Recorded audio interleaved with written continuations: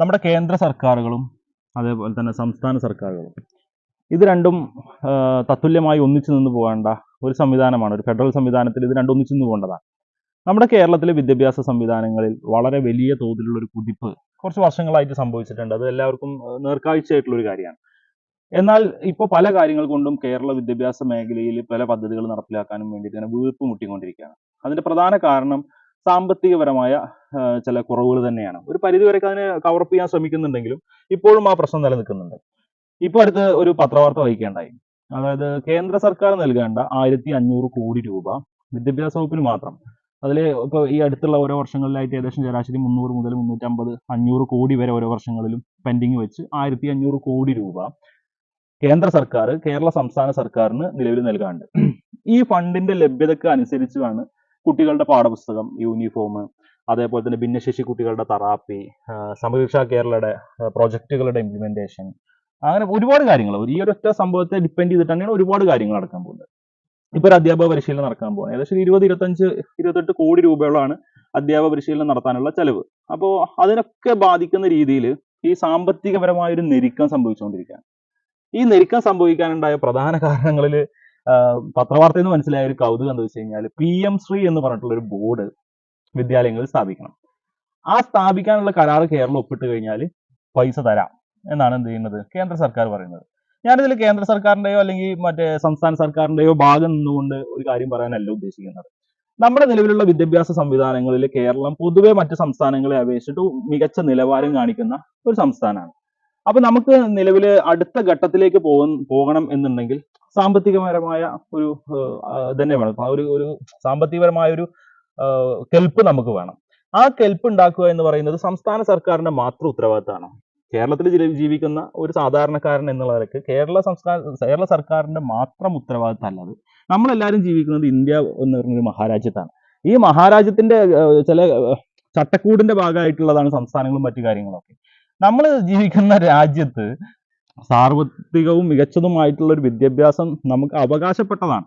ആ അവകാശപ്പെട്ടത് ലഭ്യമാക്കാൻ ഒരു വിമുഖത കാണിക്കുക എന്ന് പറയുന്നത് അത് എത്രത്തോളം ഈ രാജ്യത്തെ മുന്നോട്ട് കൊണ്ടുപോകും എന്നുള്ളതാണ്. നമുക്ക് പൊളിറ്റിക്സ് ഉണ്ട്, ഇല്ലാന്ന് പറയുന്നില്ല. കൃത്യമായ രാഷ്ട്രീയം നമുക്ക് എല്ലാവർക്കും ഉണ്ട്. പക്ഷെ രാഷ്ട്രീയം മാറ്റിവെച്ച് കേരളം ചർച്ച ചെയ്യേണ്ട വിഷയമാണ്. കഴിഞ്ഞ കുറച്ച് ദിവസം മുമ്പ് ഒരു വീഡിയോ ഇട്ടിട്ടുണ്ടായിരുന്നു, സ്ട്രീം എന്ന് പറഞ്ഞിട്ടുള്ള ഒരു പ്രൊജക്ട്. അത് നമ്മൾ അടുത്തൊരു ഘട്ടത്തിലേക്ക് പോകണം. കുട്ടികളുടെ സ്കിൽ ഡെവലപ്മെന്റുമായി ബന്ധപ്പെട്ടിട്ടുള്ള വിദ്യാഭ്യാസപരമായ കാര്യങ്ങൾ ഓരോ മണ്ഡലത്തിലും നമുക്ക് നൽകണം എന്നുള്ളത്. പക്ഷെ അത് ഓരോ വിദ്യാലയത്തിലും നൽകേണ്ട പ്രൊജക്റ്റാണ്. അതാണ് എന്ത് ഇവിടെ നിൽക്കുന്നത്, മണ്ഡലത്തിൽ ഒന്ന് എന്നുള്ള നിലക്ക് നിൽക്കുന്നത്. ക്രിയേറ്റീവ് കോർണർ എന്ന സംവിധാനം ഇപ്പോൾ രൂപപ്പെട്ടു വരുന്നുണ്ട്. ഒരു മണ്ഡലത്തിൽ 2 ശരിക്കും എല്ലാ സ്കൂളുകൾക്കും നൽകേണ്ട ഒന്നാണ് അത്. പക്ഷേ അത് എല്ലാ സ്കൂളുകൾക്കും നൽകാൻ കഴിയാത്തതിന്റെ പ്രധാന കാരണം എന്താണ്, സാമ്പത്തികപരമായ ബുദ്ധിമുട്ടാണ്.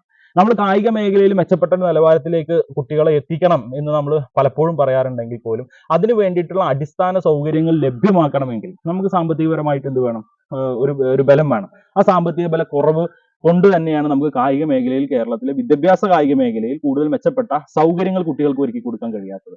ഇങ്ങനെ ഒരുപാട് കാര്യങ്ങളിൽ കേരളം ശ്രമിക്കുന്നുണ്ട്.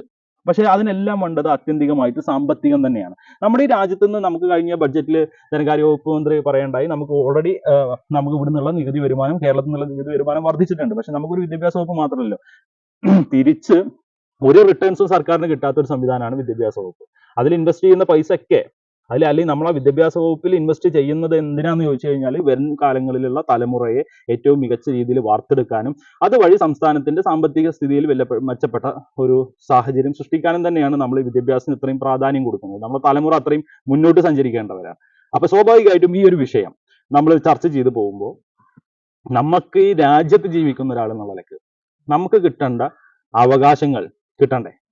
ഒരു ഫ്ലെക്സ് വെച്ചില്ല എന്നുള്ളതിന്റെ പേരിൽ അത്രയും പൈസ നമുക്ക് തടഞ്ഞു വെക്കാം. 1500 കോടി രൂപ ഒരു ഫ്ലക്സ് വെച്ചില്ല എന്നുള്ളതിന്റെ പേരിൽ നമുക്ക് തടഞ്ഞു വെക്കുകയാണ്. അത് രാഷ്ട്രീയപരമായിട്ട് അല്ല ഞാൻ പറയുന്നത്. നിങ്ങൾ കേന്ദ്ര സർക്കാരിനെ അനുകൂലിക്കുന്നവരുണ്ടാവും, സംസ്ഥാന സർക്കാരിനെ പ്രതികൂലിക്കുന്നവരുണ്ടാവും. അവർ ഏത് രീതിയിലാണെങ്കിലും നിങ്ങൾ ഈ ഒരു ചർച്ച നിങ്ങൾക്ക് എടുക്കാം. അതിൽ നിന്ന് നമുക്ക് അഭിപ്രായം നിങ്ങൾക്ക് നിങ്ങളുടെ അഭിപ്രായങ്ങൾ രേഖപ്പെടുത്താം. എനിക്ക് ആ ഒരു വ്യക്തിപരമായ ഒരു സജഷൻ മാത്രമേ അതിൽ പറയാനുള്ളൂ. സജഷൻ വളരെ സിമ്പിൾ ആണ്. നമ്മുടെ കേരളത്തിലും ഇനിയും മെച്ചപ്പെടേണ്ട ചില വിദ്യാലയങ്ങളുണ്ട്. കൂടുതൽ അടിസ്ഥാന സൗകര്യങ്ങൾ മെച്ചപ്പെടേണ്ട വിദ്യാലയങ്ങളുണ്ട്. ഇല്ല എന്നല്ല, എല്ലാം നേരായി എന്നുള്ളതൊന്നും നമ്മൾ പറയുന്നില്ല. പക്ഷെ കഴിഞ്ഞ കാലങ്ങളെ അപേക്ഷിച്ചിട്ട് നമ്മൾ ബഹുദൂരം മുന്നിലോട്ട് പോയിട്ടുണ്ട്. നമ്മുടെ സ്കൂളുകളുടെ കെട്ടിടങ്ങൾ മാറിയിട്ടുണ്ട്. പക്ഷെ എങ്കിൽ പോലും ഇപ്പോഴും പരിമിതമായ സൗകര്യങ്ങളിൽ നിന്ന് പോകുന്ന വിദ്യാലയങ്ങളുണ്ട്. അതിൽ ഏതെങ്കിലും ഒരു വിദ്യാലയം കേന്ദ്ര സർക്കാർ ഏറ്റെടുത്ത് ആ വിദ്യാലയം ഏറ്റവും മികച്ച രീതിയിൽ നവീകരിച്ച് അവിടെ ആ PM ശ്രീ എന്ന് പറയുന്ന പദ്ധതിയുടെ ഭാഗമായിട്ടോ അല്ലെങ്കിൽ ഈ PM ശ്രീ എന്ന് പറയുന്ന ഈ ബോർഡോ കൊണ്ടുപോയി വെക്കുമ്പോൾ അതിലെന്തുണ്ട്? അതിലൊരു രാഷ്ട്രീയമുണ്ട്, അതിലൊരു കാഴ്ചപ്പാടുണ്ട്, അതിൽ തീർച്ചയായിട്ടും അവരെ ആ ഒരു ബോർഡ് വെക്കുന്നതിൽ പൊതുസമൂഹം എന്നല്ല ഏത് സംവിധാനവും അനുകൂലിക്കും. പക്ഷെ ഇവിടെ സംഭവിക്കാൻ പോകുന്നത് നമ്മുടെ സബ് സെന്ററുകൾ നിങ്ങൾ ശ്രദ്ധിച്ചിട്ടുണ്ടോ? കുടുംബാരോഗ്യ കേന്ദ്രങ്ങൾ ശ്രദ്ധിച്ചിട്ടുണ്ടോ? ഒന്ന് പുലർന്നപ്പോഴേക്കും കംപ്ലീറ്റ് കളർ മാറി. നമ്മുടെ കേരളത്തിലെ സബ് സെന്ററുകളിലും പല കളറായിരുന്നു, വെള്ള, നീല, എല്ലാം പല കളറുകളായിരുന്നു. പക്ഷെ ഇന്ന് എല്ലാം ഒരൊറ്റ കളറാണ്. നിങ്ങൾ ശ്രദ്ധിച്ചാൽ മനസ്സിലാവും. അതുകൊണ്ട് എന്തെങ്കിലും മാറ്റം സംഭവിച്ചോ? നമ്മൾ നിലവിലുള്ള സബ് സെന്ററുകളുടെ ഏറ്റവും മികച്ച രീതിയിലുള്ള പ്രവർത്തനങ്ങൾ അല്ലെങ്കിൽ നിലവിൽ പ്രവർത്തിക്കുന്ന സബ് സെന്ററുകൾ മെച്ചപ്പെട്ട നിലവാരത്തിലേക്ക് ഉയർന്നു? അവിടുത്തെ അടിസ്ഥാന സൗകര്യങ്ങൾ വർദ്ധിച്ചോ? എന്തായിരുന്നു ഉണ്ടായിരുന്നത് വെച്ചാൽ അതുപോലെ തന്നെ. പക്ഷെ എന്ത് സംഭവിച്ചു? അതിന്റെ പെയിന്റ് മാറി, അതിൽ കുറച്ച് സ്റ്റിക്കറുകൾ വന്നു, ആ രീതിയിൽ കാര്യങ്ങൾ നടന്നിട്ടുണ്ട്. വിദ്യാലയങ്ങളിലും അത് സംഭവിക്കണം എന്നാണോ ഉദ്ദേശിക്കുന്നത്? വിദ്യാലയങ്ങളെ അങ്ങനെ ഒരു കൺസെപ്റ്റിലേക്ക് വിട്ടുകൊടുക്കാൻ കഴിയുന്നതല്ല കേരളത്തിന് എന്നുള്ളത് നാം അടിവരയിട്ട് പറയേണ്ടതുണ്ട്. വിദ്യാലയങ്ങൾ എന്ന് പറയുന്നത് തികച്ചും എല്ലാ തരത്തിലുള്ള എല്ലാത്തിനെയും ഉൾക്കൊണ്ട് എല്ലാത്തിനെയും ഉൾക്കൊണ്ട് മുന്നോട്ട് പോകേണ്ട ഒരു സംഭവമാണ്. ഒരാളെ മാറ്റി നിർത്തിയിട്ടോ ഒരാളെ ചേർത്ത് നിർത്തിയിട്ടോ മാത്രം മുന്നോട്ട് പോകേണ്ട ഒരു സംഭവമല്ല. ഉൾച്ചേർക്കുക എന്നുള്ളത് തന്നെയാണ് പ്രധാനം. വിദ്യാലയങ്ങൾ എല്ലാ മേഖലയിലുള്ള ആളുകളെയും ഉൾച്ചേർത്ത് മുന്നോട്ട് പോകാൻ അതിനൊന്നും യാതൊരു അഭിപ്രായ വ്യത്യാസമല്ല. പക്ഷേ ഒരു തരത്തിലുള്ള ഇൻവെസ്റ്റ്മെന്റും നടത്താതെ നിലവിൽ തരേണ്ട പൈസ പോലും തരാതെ അവിടെ കൊണ്ടുപോയിട്ട് നമ്മളൊരു ഫ്ലെക്സ് വെക്കണം എന്ന് പറയുമ്പോൾ അതിന്റെ ആ ഒരു ജാള്യത ഉണ്ടല്ലോ, ഒരു മനുഷ്യന്മാർക്ക് ഒരു ജാള്യത ഉണ്ടാവുക. ആ ഒരു ജാള്യതയെങ്കിലും നമ്മൾ എന്ത് ചെയ്യേണ്ടതുണ്ട്? ഇതിന്റെ ഭാഗമായിട്ട് കാണിക്കേണ്ടതുണ്ട്. ഈ ഒരു വീഡിയോനെ നിങ്ങൾ എങ്ങനെ കാണണമെന്ന് എനിക്കറിയില്ല. കാരണം ഞങ്ങളെ സംബന്ധിച്ചിടത്തോളം ചില കാര്യങ്ങൾ പറയണം എന്നുള്ളത് പറഞ്ഞു തന്നെ പോകുന്നതാണ് ഉചിതം എന്നുള്ള അഭിപ്രായത്തിന്റെ അടിസ്ഥാനത്തിലാണ് ഈ ഒരു വിഷയത്തെ കുറിച്ചിട്ട് പറയാൻ തീരുമാനിച്ചത്. നമുക്ക് കിട്ടേണ്ട 1500 കോടി രൂപ നമ്മളിവിടെ ഈ സംസ്ഥാന സർക്കാരിന് അവകാശപ്പെട്ട 1500 കോടി രൂപയാണ്. അതിന്റെ കൂടെ ഒരു 500 കോടി കൂട്ടി വെച്ച് തന്ന് അതിന്റെ ഏതെങ്കിലും തരത്തിലുള്ള ഒരു പ്രൊജക്ട് തയ്യാറാക്കി ആ പ്രൊജക്ട് ഇംപ്ലിമെന്റ് ചെയ്ത് അവിടെ PM ശ്രീ എന്ന് പറയുന്ന ബോർഡ് വെക്കുന്നതിൽ യുക്തിയുണ്ട്. മറ്റേത് സംസ്ഥാന സർക്കാരിന് തരേണ്ട പൈസ തരാതെ അതവിടെ പിടിച്ചു നിർത്തി ഇതുകൂടി ഞങ്ങൾ ചെയ്താലേ അത് തരൂ എന്ന് പറയുന്ന ആ നയത്തോട് നമുക്ക് യോജിക്കാൻ കഴിയില്ല. ആ നയം എതിർക്കപ്പെടേണ്ടത് തന്നെയാണ്. ആ നയത്തെ എതിർക്കുക തന്നെ ചെയ്യും.